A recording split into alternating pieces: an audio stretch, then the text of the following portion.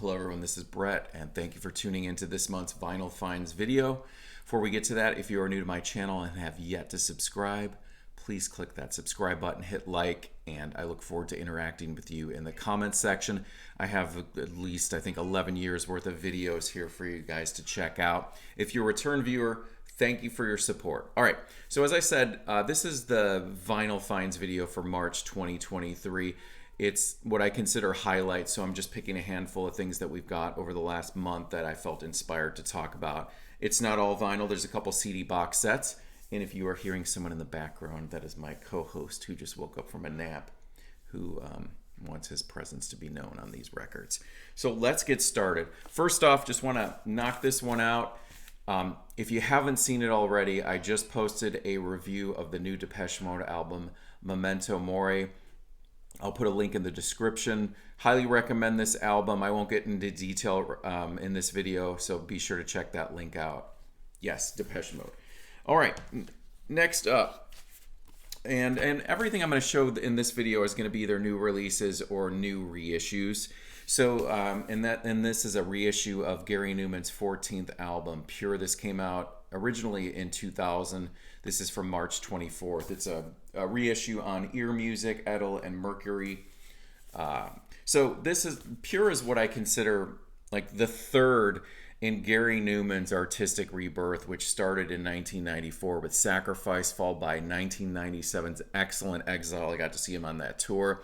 And what I mean by an artistic rebirth is he had a bit of a, commercially unsuccessful period from the late 80s, mid 80s, late 80s, early 90s, and then his sound got more heavier, more industrial, heavier guitars, and so this is the third one in that kind of rebirth. Came out in 2000, if I didn't already mention it. So this is the double vinyl. It includes picture sleeves with lyrics and stuff, credits, and it comes on ultra clear vinyl. It sounds really great. I listened to this back many times when it came out, so it was great hearing it. It's been a while, and it's great to have these albums on vinyl getting reissued, because originals of them are actually quite expensive.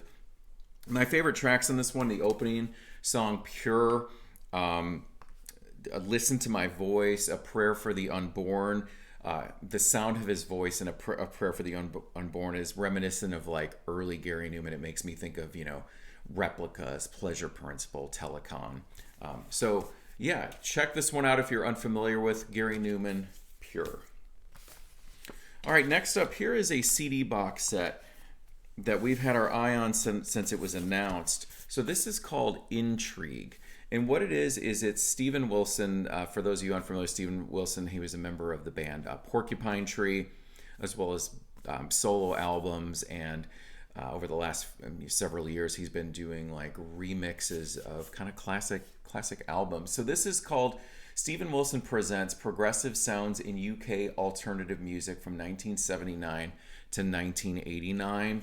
So there's a video on YouTube of Steven Wilson talking about it and how he curated this, songs from his childhood that he really loved. Focuses heavily on post-punk, progressive music, some goth on here, so it's a 4 CD compilation. For compilations, I tend to prefer them on CD, and the packaging on this is beautiful. This was put out on Edsel. So you have the discs that are in these kind of pull out, or they slide out of the pouches. With all these book style compilations, they always have just great liner notes. The photography in here is very Factory Records influenced. Always has write-ups on each of the songs and their album cover or single cover. So this is just they did a really great job on it. One of my favorite moments is the juxtaposition of the song Dali's Car, which was a project from Mick Karn, the bass player of Japan, with Peter Murphy of Bauhaus.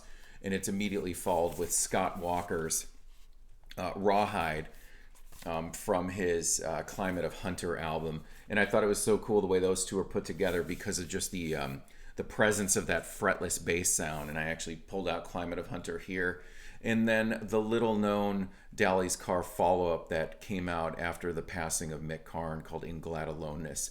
Highly recommend that one checking out if you're only familiar with the first Dally's Car.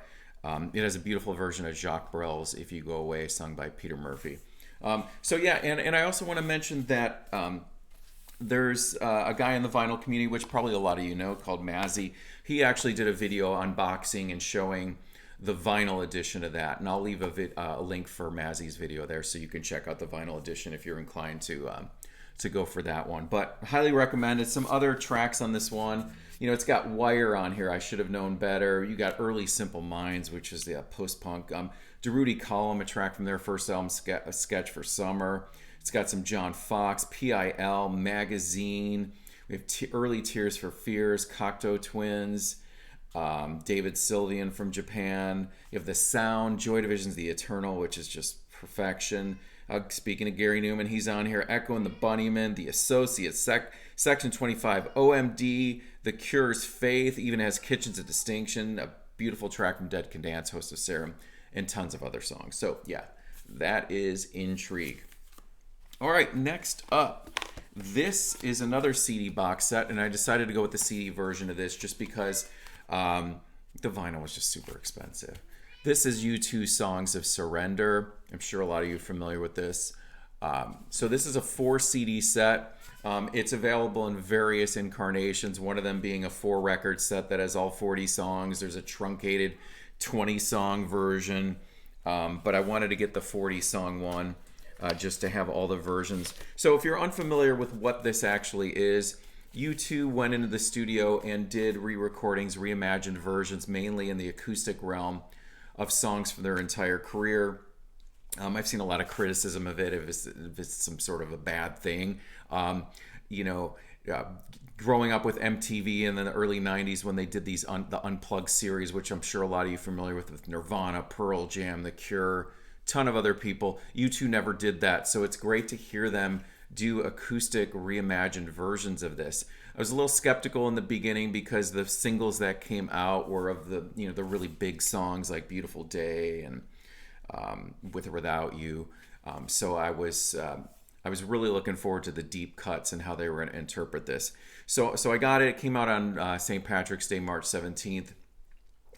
When I was in the store getting it, one of the songs was actually on If God Will Send His Angels from the Pop album. And I was like, wow, this is actually really good. And I'm a huge U2 fan. I grew up with U2. And so I got home and I intended to just listen to the first CD. I ended up listening to all 4 of them because I just got really into it. I found at times I was singing along and I really didn't know even though I knew the lyrics, I knew the melody, I just couldn't place what song it was at times because they're drastic reworkings of the songs. And that was really cool to hear. So favorite ones on this one of my absolute, if not favorite U2 songs, Red Hill Mining Town, a deep cut from the Joshua Tree. There's beautiful horns in this, which just add this whole emotional intensity to it, kind of in the style of when they did the Joshua Tree anniversary tour. Other favorites, Stay from 1993, Zooropa. Bono sings in this really low register, which is really cool. The Fly, the leadoff single from 91's Achtung Baby, hearing that in a real stripped down way was really cool. One of my favorite U2 songs of later era times is a song called Invisible, which didn't appear on any albums. That's also a standout here. Two Hearts Beat as One, which has never been one of my favorite U2 songs from the War album back in 1983. I think the version on here is really cool. Maybe something that just didn't resonate with me is the version of Get Out of Your Own Way from their most recent album, Songs of Experience, I think it was called. Yeah. And I'm not maybe super into all the lyrical changes, and I knew going into that they were kind of doing some lyrical changes with some of it. The song Walk On is Walk On parentheses Ukraine, so it's written all about Ukraine, and there's some lyrical changes. The song Bad is now sung in first person, so maybe not as big into the lyrical changes, but overall I found this to be very enjoyable and a nice companion to Bono's book Surrender that came out last year. So yeah, so that's called Songs of Surrender. All right, couple more things. Next one up is the latest in the series that Light in the Attic has been releasing of the Nancy Sinatra archives. And this is Nancy and Lee again, their second collaborative album. Originally came out in 1972, and this is actually the first vinyl reissue of it ever, as the Obi strip says. And these Light in the Attic reissues are just incredible. I know I've showed other ones in the past. I probably showed the first one, Nancy and Lee, but they do such an incredible job of archiving these. They sound great. They include booklets. Let me just read the archive here. It's on Big Red Balloon Swirl, which Big Red Balloon is one of the songs on here. Freshly remastered audio, includes 2 bonus tracks, which I'll talk about. Gatefold LP, 20-page booklet. And the booklets are always great because they have interviews with Nancy Sinatra.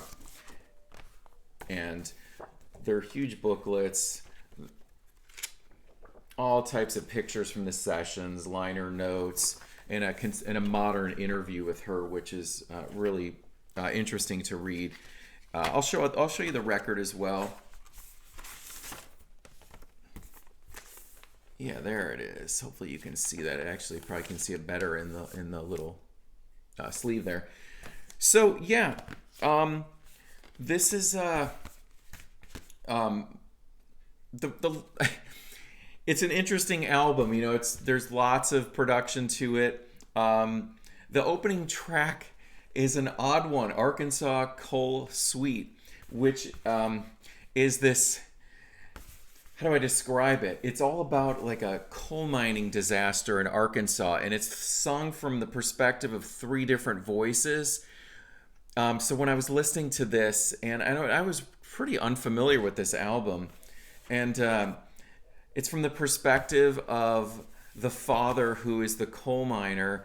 It's from like the daughter who I think is 8 years old, and then the wife or the mother of the daughter. And it's really tragic. And Nancy, of course, sings the vocals from the perspective of the little girl and the wife. And Lee Hazelwood does the coal miner. And there's a disaster, and the coal miner is trapped, and you know the girl's singing about her father being trapped in there, and it's intense. Down from Dover is the highlight for me. It's a Dolly Parton song. Lee Hazelwood's vocals on that are so low, and it's a great track. So the bonus tracks, it includes 2 songs I think that were recorded after the album, sessions later, called Machine Gun Kelly and Think I'm Coming Down. While it's cool to have extra songs, this as I was listening to this, there's a song called Got It Together, which is almost like this in-studio banter going back and forth between Nancy and Lee. And that is obviously, when you listen to it, an album closing song. And then, you know, I walk over to stop to take the needle off, and then another song pops up, and it's just like, oh, okay, this feels like an unnatural ending. It would have been cool if they would have just released those extra 2 songs on a bonus 7-inch and included that. But that's, whatever. That's not a big deal. So anyways, that's Nancy and Lee again. All right, and lastly, this next one, this is Danzig 5, Black Acid Devil. This is the 5th album from Danzig, and this originally came out back in 1996. It's known as not being a favorite album of a lot of Danzig fans. This is the 2021 reissue, so it has been out for a while. It's just we've been working on just completing our Danzig catalog. It's the first one after the American recording years of Danzig, their first 4 albums, which, includes that classic lineup of Eerie Vaughan on bass, Chuck Biscuits on drums, and John Christ on guitar. Total departure in sound. Like the Gary Numan I was talking about, it's definitely more industrial tinged. Glenn Danzig's vocals are a little bit more lowered in the mix. It has Jerry Cantrell from Alice in Chains guesting on 3 songs, including a cover of Black Sabbath's Hand of Doom. So, I kind of dropped out on Danzig after the 4th album, back then. And so my familiarity of this album was pretty low. I had heard it, at times, but Sacrifice is a clear standout on this one. I actually enjoyed it a lot more than I thought I would, the overall album. But probably my favorite though was the closing track, Ashes, where it's definitely more minimal, funereal, if that's a thing. Danzig sings in this falsetto voice, and it's more upfront. It feels like it could have potentially fit in on maybe Danzig 4. Come to Silver is another good one, which was originally written for Johnny Cash. You got Jerry Cantrell on lead guitar. It's got acoustic guitar in the background on that one, plotting, and it's a solid track as well. So as these Danzig albums, later era ones, have been getting reissued, we've been just picking them off as we can. So yeah, that's Danzig 5, Black Acid Devil.